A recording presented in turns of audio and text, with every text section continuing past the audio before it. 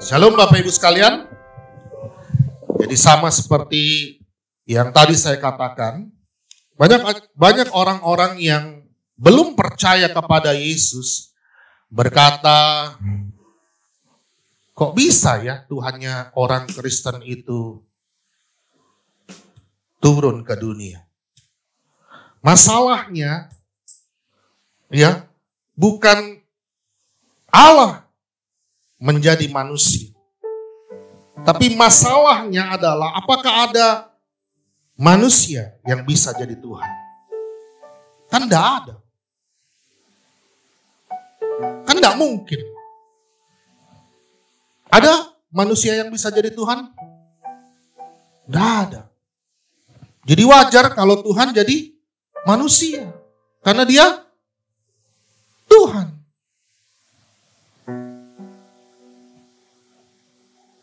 Kadang-kadang orang pakai pikirannya sendiri untuk menggapai apa yang menjadi karya Tuhan.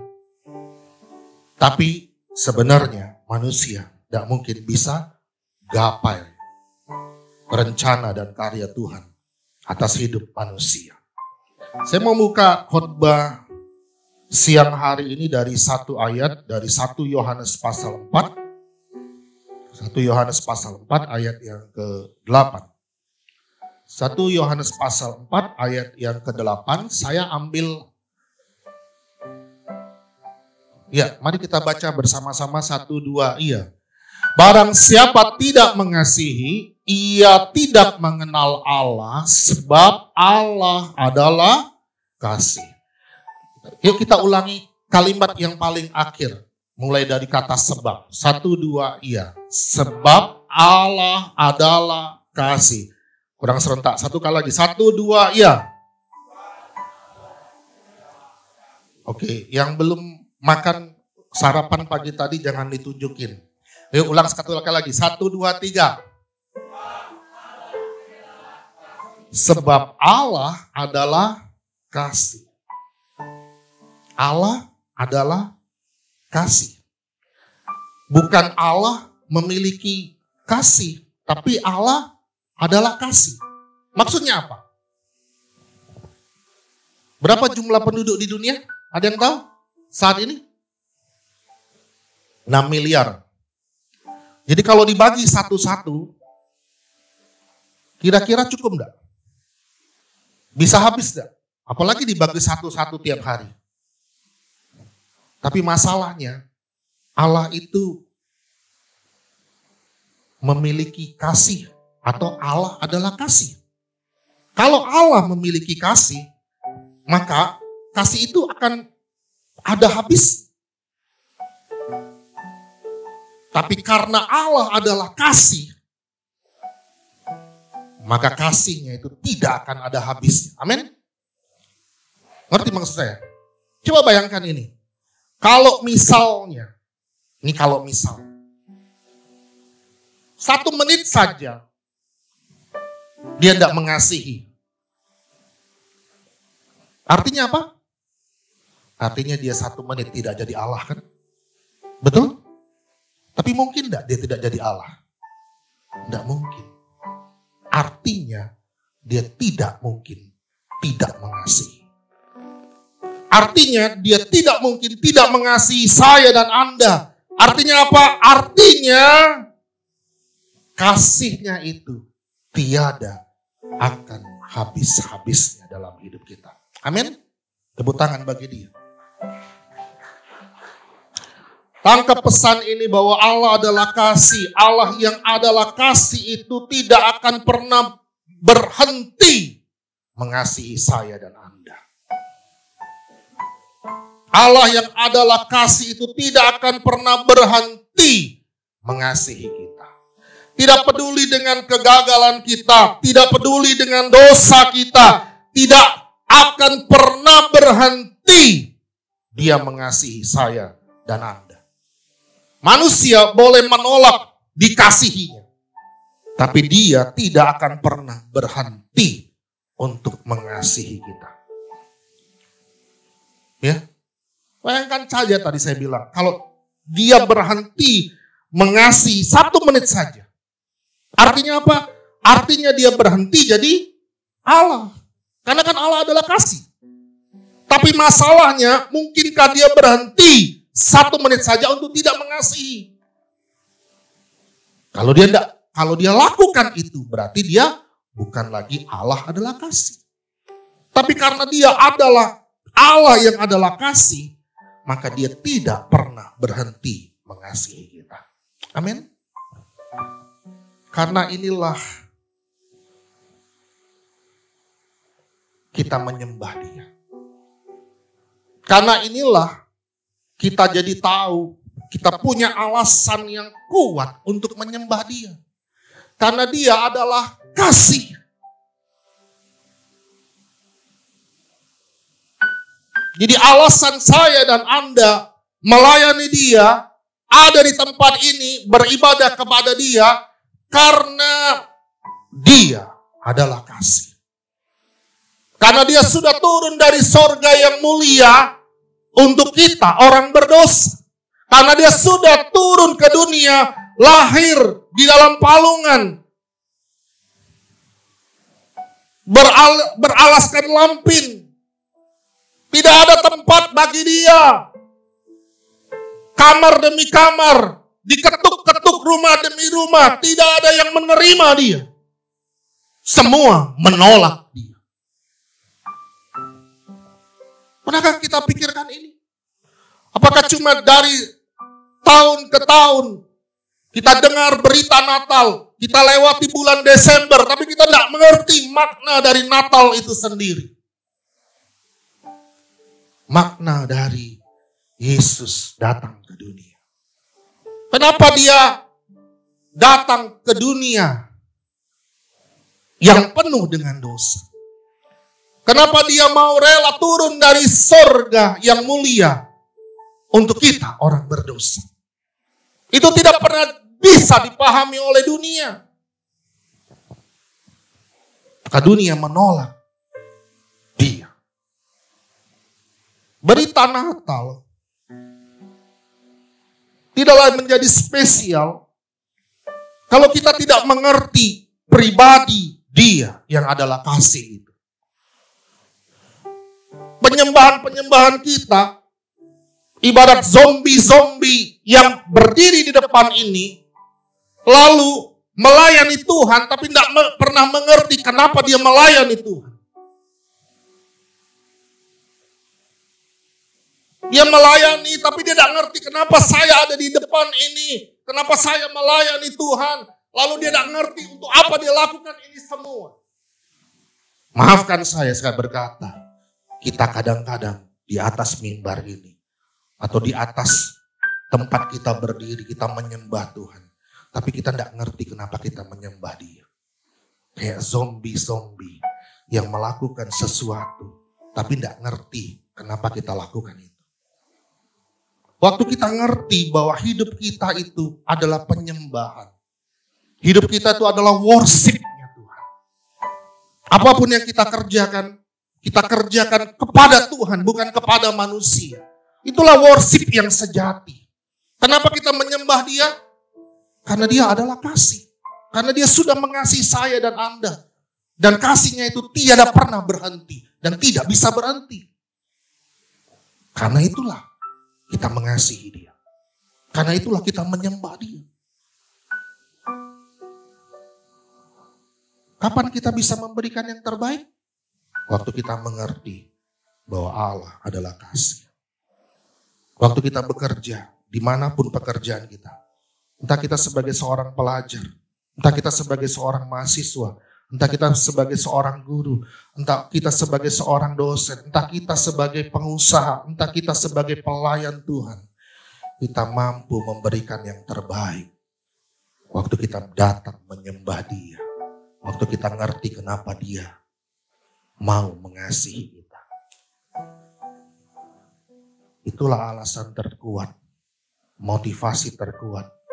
Kenapa kita melayani dia. Waktu kita tahu dia mengasihi kita. Karena dia adalah kasih. Kita tidak sekedar melayani dia sembarangan. Keluar dari dalam hati, kita mau kasih yang terbaik sebagai bentuk worship kita, ibadah kita kepada Tuhan. Bukankah ibadah itu bahasa aslinya abodah? Bukankah abodah itu artinya worship? Artinya penyembahan? Waktu kita melakukan yang terbaik di dalam pekerjaan kita. Waktu kita ngajar. Ya. Bahkan mungkin waktu kita bawa mobil. Bahkan mungkin waktu kita sedang ujian. Kita boleh berani tampil beda. Nggak sama dengan dunia. Bukan karena kita takut dihukum. Tapi karena kita ngerti. Allah adalah kasih. Dan aku menyembah dia karena itu. Dan aku tahu pekerjaanku itu adalah worshipku kepada dia. Berani enggak kita nyontek?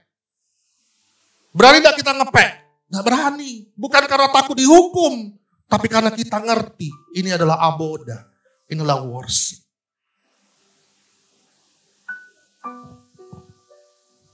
Kadang-kadang kita lebih takut sama manusia daripada kepada firman Tuhan. Kita tidak ngerti bahwa hidup itu adalah penyembahan. Kenapa kita menyembah dia? Karena dia adalah kasih. Bukan dia memiliki kasih. Kalau dia memiliki kasih, kasihnya itu terbatas. Tapi karena dia adalah kasih, identitasnya adalah kasih. Maka kasih itu tidak akan pernah berhenti kau alami dalam hidup. Kenapa Tuhan menciptakan manusia di hari yang terakhir? Di hari pertama dia menciptakan apa? Langit dan bumi. Iya. Baca King James-nya ya. Sorga dan bumi. Karena langit itu bagian dari bumi. Dia ciptakan yang pertama sorga dan bumi. Terus ciptaan yang kedua, ciptaan yang ketiga, ciptakan yang keempat, ciptaan yang kelima. Baru hari yang terakhir, hari yang keenam, dia ciptakan manusia. Kenapa? Pernahkah kita pikirkan itu? Supaya kita menikmati kasihnya itu. Dari hari pertama dia menciptakan manusia, dia sudah merancangkan kasihnya itu bagi manusia. Sejak hari pertama. Bukankah itu bukti lembaran karya kasihnya kepada kita? Hari demi hari itu ada lembaran demi lembaran dalam hidup kita yang kita boleh nikmati setiap hari. Dari hari pertama, hari kedua, hari ketiga, dan seterusnya. Ada karya Tuhan yang luar biasa dalam hidupku dan dalam hidupku. Ada kasih Tuhan yang luar biasa dalam hidupku dan hidupmu. Dari hari pertama penciptaan, dia pikirkan kita manusia. Dan itu adalah bukti dia mengasihi kita. Waktu ciptaannya itu gagal, waktu masterpiece-nya itu gagal, ya kan? Manusia itu kan masterpiece-nya Allah. Dibuat segambar dan serupa dengan Allah. Lalu gambar dan rupa Allah itu menjadi rusak waktu Adam dan Hawa jatuh ke dalam dosa. Apa yang Yesus lakukan? Apa yang Tuhan lakukan? Manusia gak tahu rancangan Tuhan. Tapi Tuhan sudah merancangkannya lebih dahulu waktu sejak Adam dan Hawa jatuh ke dalam dosa. Waktu mereka bersembunyi. Waktu Tuhan Allah datang. Lalu Tuhan bilang apa? Adam, Adam, di manakah engkau? Mereka berdua ketakutan. Kenapa mereka ketakutan? Karena mereka berdosa. Melanggar perintah Allah. Dosa membuat manusia menjadi ketakutan.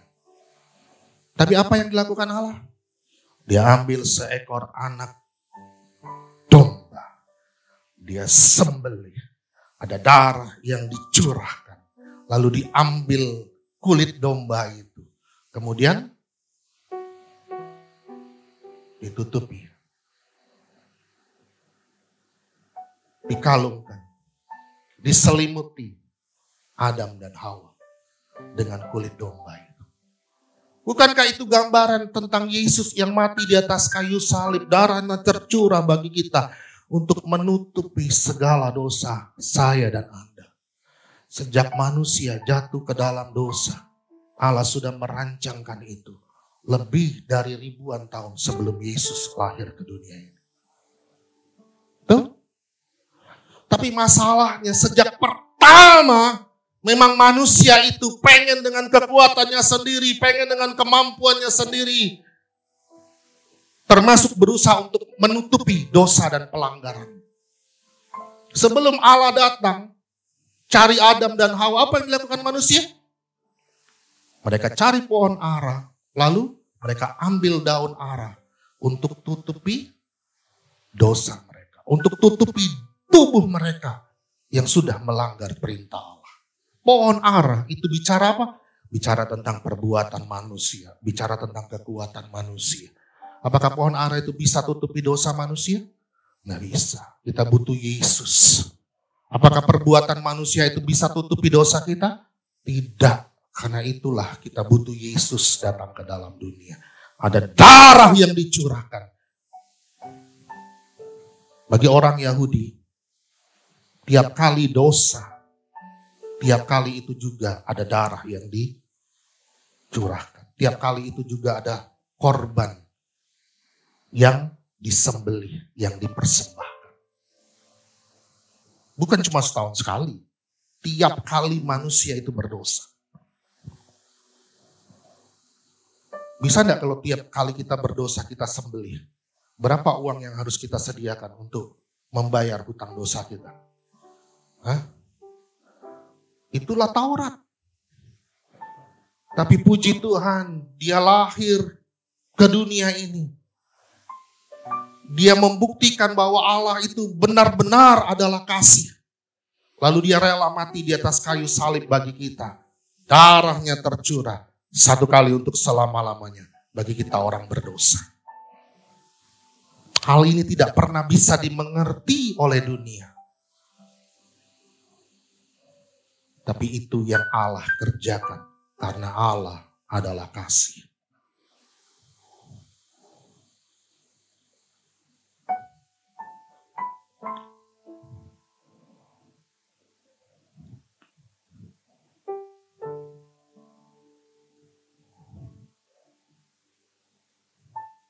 Kisah Rasul pasal 1 ayat yang ke-8.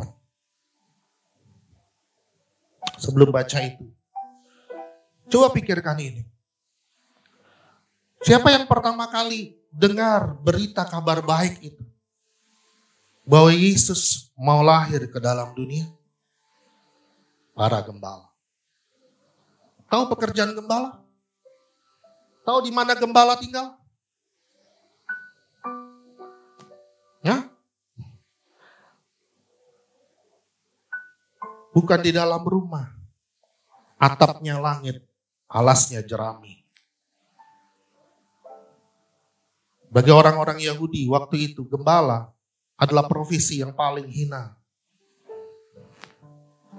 Karena dia tidur di tengah kotoran binatang.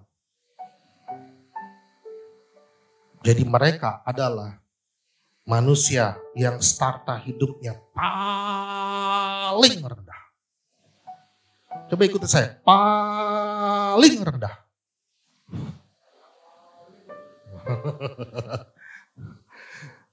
Tapi Yesus, Bapa di sorga, duluan kasih tahu ke orang yang paling rendah dianggap dunia.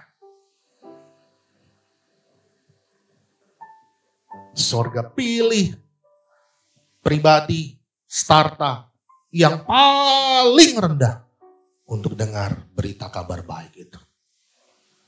Bukan kepada orang yang paling tinggi, tapi kepada orang yang paling rendah. Worship itu bicara tentang penyembahan. Waktu engkau menyembah, engkau ada di tempat yang paling rendah. Dan waktu tempat yang paling rendah itulah berkat-berkat Tuhan dicurahkan. Kapan manusia bisa meraih berkat-berkat Tuhan? Waktu kita menyembah.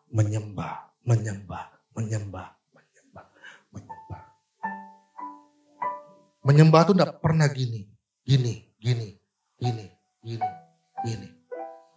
Tapi menyembah itu ini.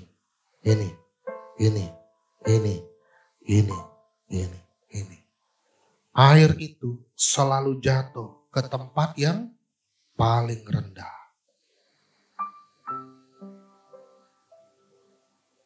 Seperti embun yang dari Hermon mengalir ke bukit Sion. Apa? Turun dari apa? Janggutnya. Sampai ke lembah-lembah. Ke tempat yang paling bawah. Disitulah berkat-berkat Tuhan dicurahkan. Kenapa gembala yang dipilih? Karena dia mau curahkan berkat-berkatnya bagi orang-orang yang rendah hatinya. Dia pilih gembala. Orang yang selalu di tempat yang kotor. Yang tidak dianggap manusia. Yang tidak diperhitungkan manusia.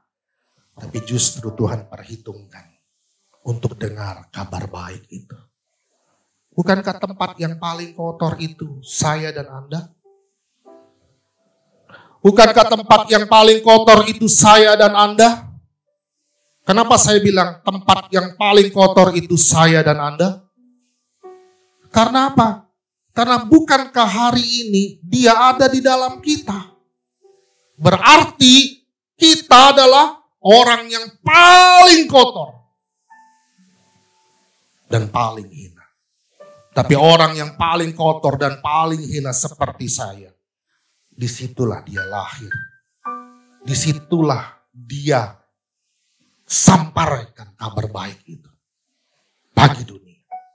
Dia tidak pilih profesi yang paling tinggi. Udah. Dia pilih profesi yang paling rendah. Gembala. Jadi kalau jadi orang yang dipilih Tuhan untuk sampaikan kabar baik, jangan tempatkan diri kita di tempat yang paling tinggi. Tapi tempatkan diri di tempat yang paling rendah. Kisah 1 ayat 8. Baca sama-sama. 1, 2, iya.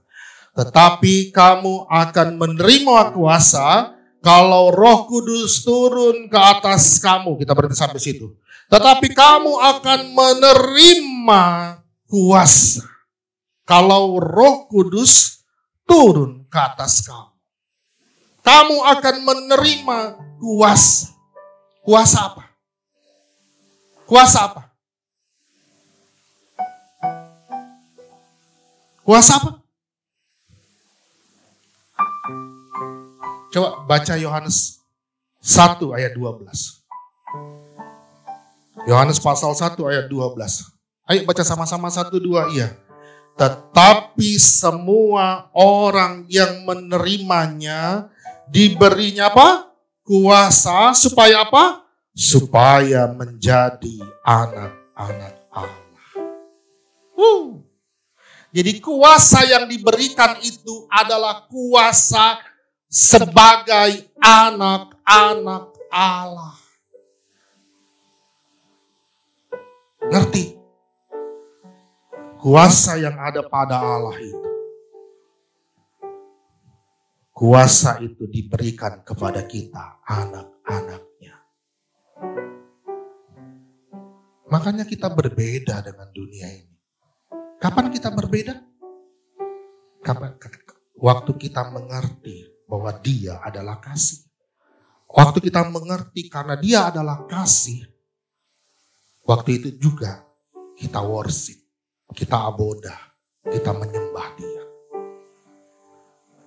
Saya rindu setelah kita dengar firman Tuhan hari ini. Kita mengerti kenapa dia turun dari sorga yang mulia untuk kita. Lalu setelah itu, kita melayani Tuhan dengan motivasi yang benar.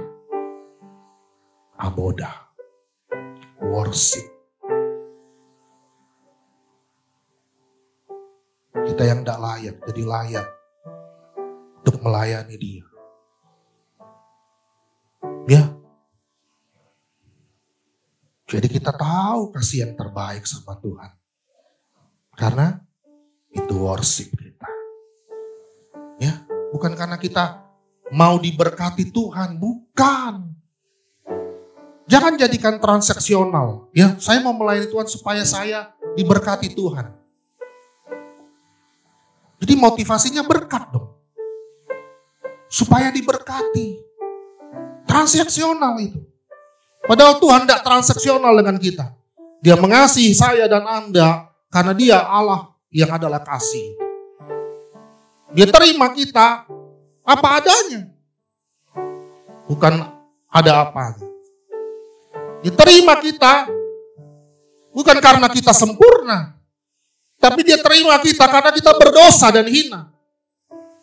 Dia pilih gembala yang baunya adalah kambing. Dan kambing pun baunya adalah dia. Gitu kan? Parfumnya tiap hari apa? Bau kambing. Tapi dia pilih yang bau kambing itu.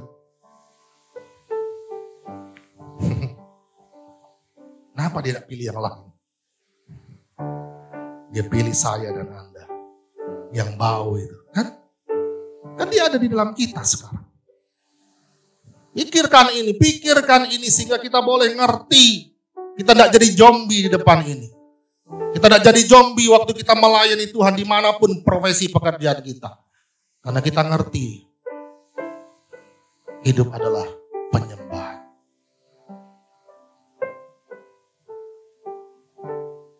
Waktu perumpamaan anak yang hilang itu. Sebenarnya di Lukas pasal 15 itu. Yesus kasih berapa perumpamaan? 3 perumpamaan. Domba yang hilang, dirham yang hilang, baru anak yang hilang. Kenapa Yesus kasih perumpamaan itu? Apa yang sedang terjadi waktu itu? Ada yang tahu? Waktu itu, orang-orang Farisi dan ahli-ahli Taurat marah sama Yesus. Kenapa mereka marah sama Yesus? Karena Yesus mau datang ke rumah orang-orang berdosa, ke rumah orang-orang pemungut cukai. Maunya ahli-ahli Taurat, maunya orang-orang Farisi, Yesus datang ke rumah mereka. Ke tempat starta yang selayaknya bagi dunia. Tapi justru Yesus datang ke dalam rumah orang berdosa. Kepada pemungut cukai. Lalu kemudian Yesus memberikan perumpamaan tentang domba yang hilang, dirham yang hilang, dan anak yang hilang. Minggu lalu saya sempat ambil bagian ini tentang anak yang hilang. Bagi orang Yahudi, waktu si anak itu ambil bagian bapaknya, kan bapaknya kan masih hidup, belum meninggal. Jadi bagi orang Yahudi, kapan warisan itu bisa didapat oleh si anak? Waktu bapaknya tidak ada lagi. 2/3 bagi si sulung dan 1/3 bagi si bungsu. Jadi waktu si bungsu ambil bagiannya lalu pergi dari rumah bapaknya, bagi orang Yahudi waktu itu artinya apa? Artinya putus hubungan. Tidak ada lagi hubungan antara anak dan bapa.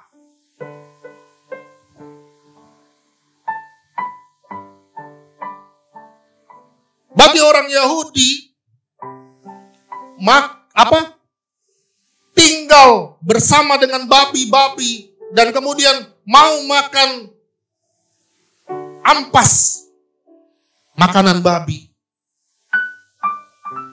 Itu adalah hal yang najis. dan kafir bagi orang-orang Yahudi. Karena itulah makanya si anak tidak berani pulang ke rumah bapaknya, berharap jadi anak kembali. Karena apa? Karena waktu itu bagi orang Yahudi, begitu keluar dari rumah bapaknya, itu putus hubungan bapak dan anak. Makanya dia tidak berharap untuk balik jadi anak lagi. Karena dia tahu status dia bagi orang Yahudi waktu itu. Tapi waktu dari jauh bapaknya lihat anaknya. Dari jauh itu juga bapaknya yang sudah tua itu lari-lari. Kalau dulu kan baju orang zaman waktu itu, orang-orang Yahudi, kira-kira bapaknya pakai kayak gini enggak?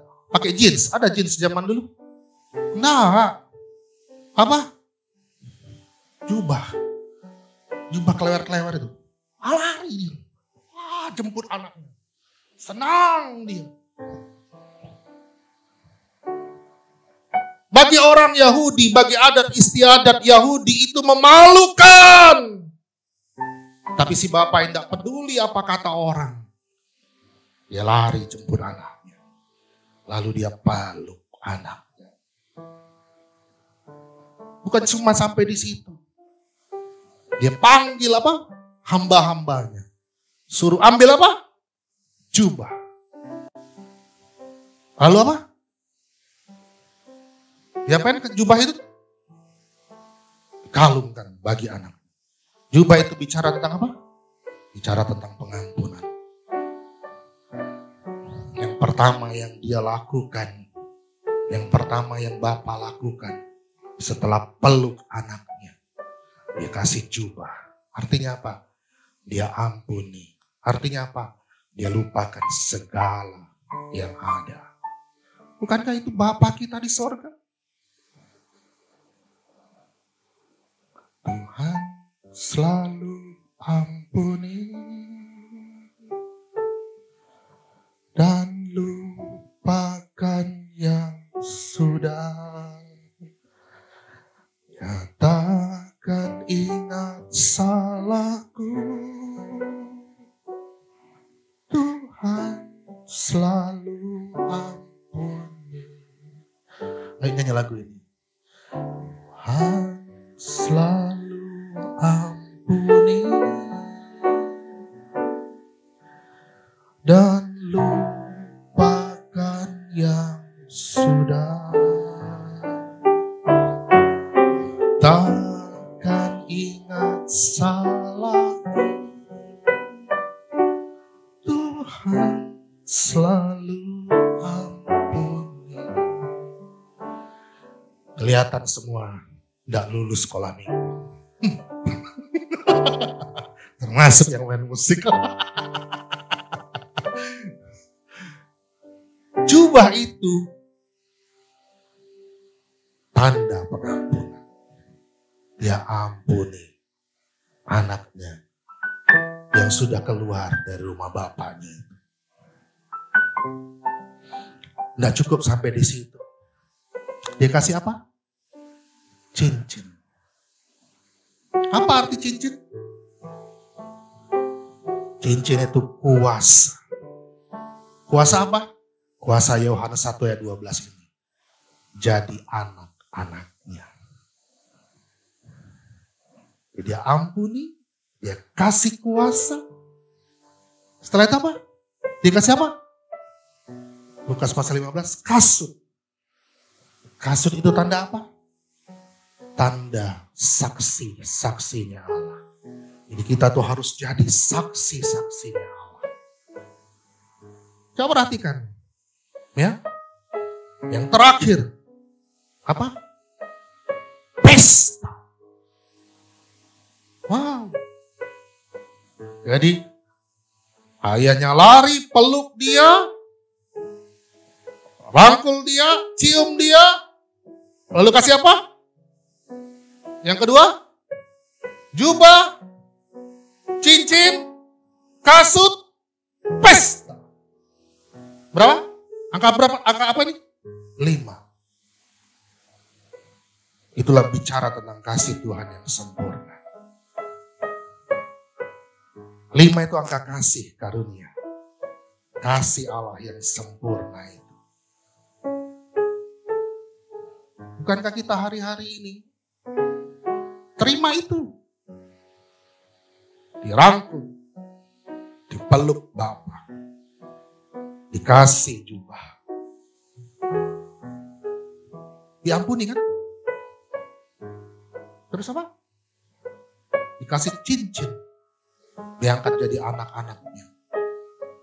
Terus apa? Diutus.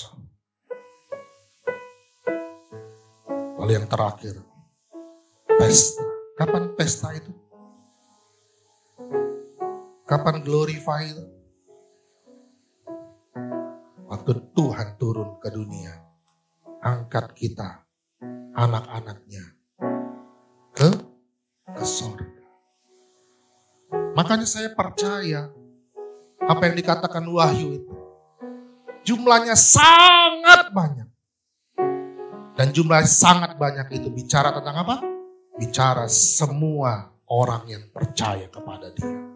Ada yang tertinggal? Tidak ada yang tertinggal. Coba pikirkan ini. Masa Bapak tinggalin anaknya? Masa Bapak tega biarkan anaknya jatuh ke dalam masa? Apakah mungkin itu Bapak di sorga? Bukankah dikatakan Bapa di dunia saja tahu yang baik untuk anaknya, apalagi Bapa di sorga. Kenali Bapa yang adalah kasih. Bukan Bapa yang memiliki kasih. Bapa yang adalah kasih. Supaya kita ngerti siapa yang kita sembah itu. Supaya kita tahu siapa yang kita layani itu. Supaya kita tahu untuk siapa kita hidup. Kalau ku hidup bagimu Tuhan. Mataku tetap memandangmu. Saya undang semua yang melayani maju ke depan.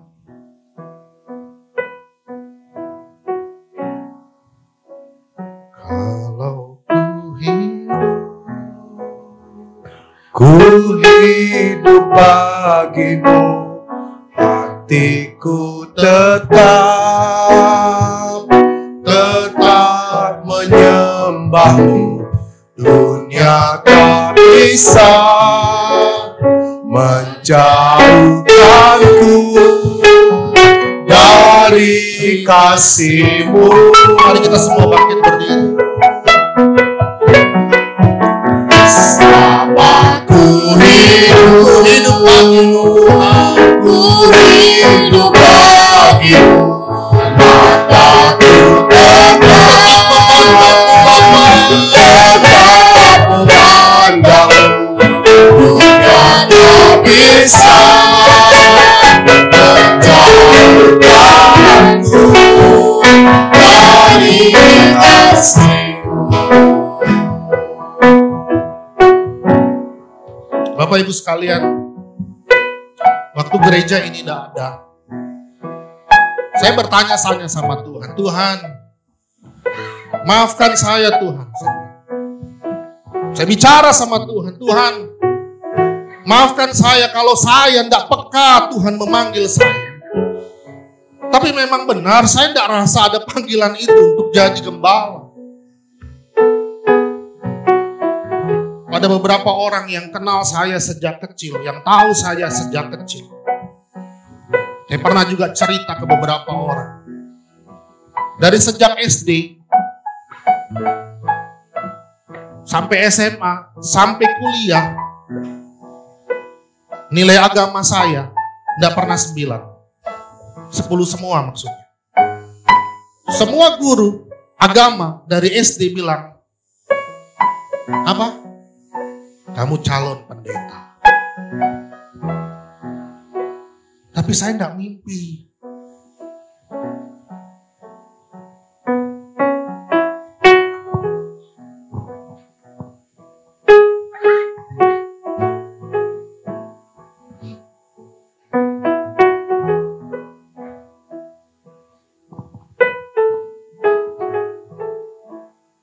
waktu kami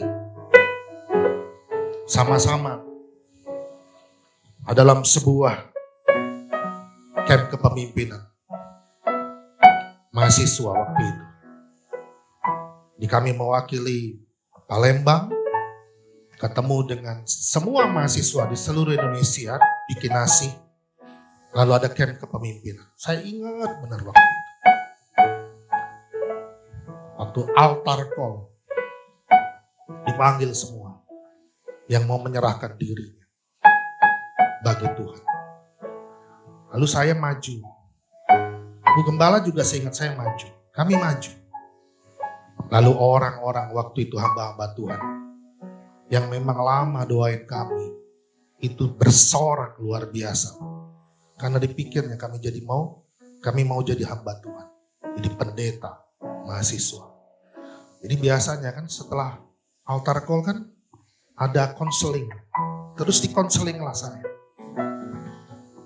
Terus betapa kecewanya hamba Tuhan itu. Ternyata bukan mau jadi pendeta mahasiswa, Pak. Tapi memang saya memilih jadi guru. Saya bilang, saya tahu persis panggilan saya itu di sini. Makanya sekarang ada kata teacherpreneur itu. Karena saya ngerti panggilan saya. Tapi kenapa sampai ada gereja ini? Saya enggak taat dengan egonya saya. Saya enggak taat dengan hati saya yang keras.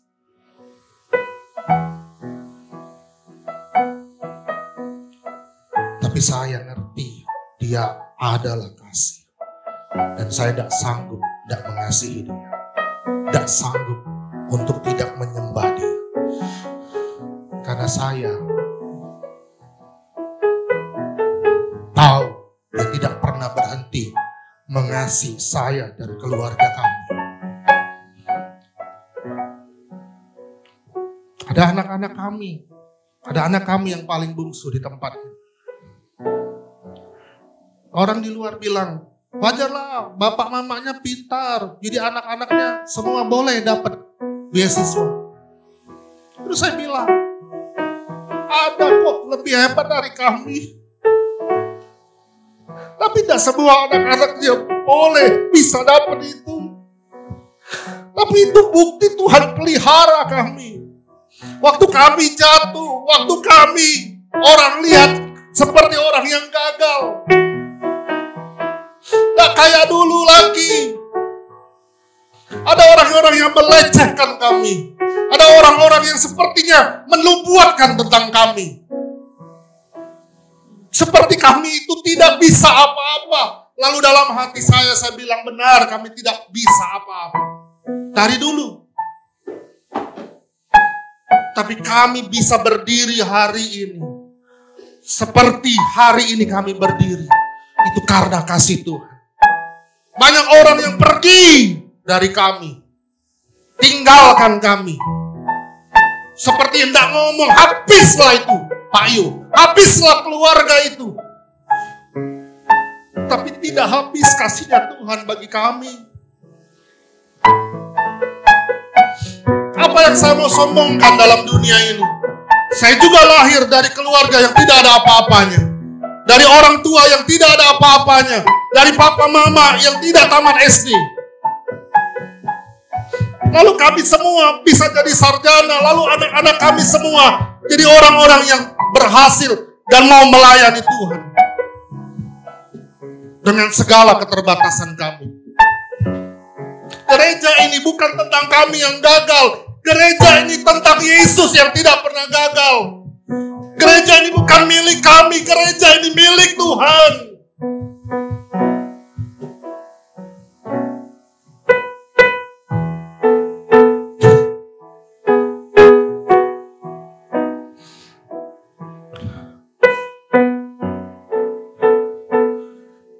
Kenapa orang di luar? Justru orang dunia bisa lihat karya Kristus itu ada di dalam diri anak-anak Tuhan. Karena worship Worship begini, ini, kini, kini. Bukan kini. Saya tidak berani. Saya tidak berani ambil kemuliaan Tuhan sedikit pun. Karena saya ngerti, saya hidup oleh karena kasih-Nya. Dengar hai anak-anak muda di tempat ini. Hidupmu lebih baik dari hidup saya waktu seusia kalian saat ini. Tapi Tuhan mau pilih orang-orang yang dianggap dunia tidak ada apa-apanya. Gembala yang paling rendah startanya, justru Tuhan pilih mereka. Karena apa? Karena mereka lah orang-orang yang bisa benar-benar menyembah Dia. Sembahlah Tuhan di dalam hidup. Sembahlah Tuhan dalam segala pekerjaanmu. Lakukanlah yang terbaik bagi Dia. Lakukanlah kepada Tuhan dan kepada manusia. Maka waktu itu kau mengerti worship yang sesungguhnya, ibadah yang sesungguhnya, abodah yang sesungguhnya yang kau kerjakan bagi Tuhan.